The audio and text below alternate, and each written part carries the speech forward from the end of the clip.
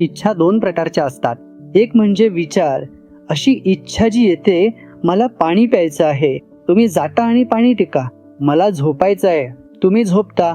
याला आपण हेतू म्हणू शकतो. तुमच्या सर्व कृती या तुमच्या हेतूंमुळेच घडतात किंवा प्रेरित होतात. पण एक दुसरी इच्छा आहे जी तुमच्यात खूप खोल आहे, ती म्हणजे तृष्णा, जी आपण तृष्णा म्हणतो.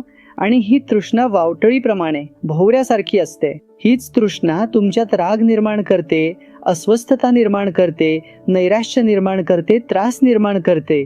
तो राग अगदी आत खोलवर जातो. ज्या इच्छा तुमच्यात खोलवर रुजलेल्या आहेत त्या विरघळून जाव्यात, पण जर त्या घट्ट असतील आणि तुम्हाला त्रास देत असतील, म्हणजेच त्या बर्फाच्या तुकड्यासारख्या असतील, तर त्या तुमच्या आत त्रास देतात. त्या तुम्हाला विश्रांती घेऊ देत नाहीत, त्या तुम्हाला मनशांतीनं विसावा घेऊ देत नाहीत. मग तुम्ही खऱ्या अर्थाने कधी शांतता अनुभवू शकता? तुम्हाला माहीत आहे की जे साध्य करायचे होते ते तुम्ही आधीच साध्य केले आहे आणि जे काही तुम्हाला मिळायला हवे ते तुम्हाला मिळेल. जेव्हा हा विश्वास मनात येतो की जे काही तुम्हाला मिळायला हवे ते तुम्हाला मिळेल, जे काही तुमच्यासाठी आहे ते तुम्हाला मिळणारच आहे. तुम्हाला माहिती आहे का, जेव्हा तुमची इच्छा दगडासारखी होते,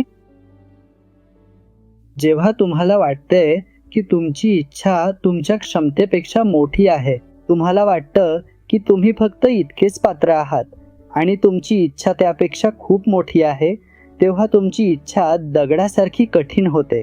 जसं डोळ्यात वाळू गेली की डोळा चुरचुरतो आणि दृष्टी धुसर होते, तसंच मनातली इच्छा हृदयाला त्रास देते आणि तुम्हाला प्रेमात राहू देत नाही. ती तुमच्या शांततेला अडथळा आणते, ती तुमच्या आनंदालाही अडथळा आणते. ज्याचा विचार कराल त्यातच तुम्ही विरघळून जाल. जर तुम्ही पैसा, व्यवसाय आणि व्यवहाराचा विचार केला तर त्यातच विरघळाल. जर दैवी विचार केला तर दैवित्वातच विरघळून जाल. तुम्हाला हवी असलेली गोष्ट नक्कीच मिळेल. तुम्हाला ती मिळेलच, आत्ता किंवा नंतर, थोड्या वेळाने, कदाचित अनेक जन्मांनी, काही फरक पडत नाही.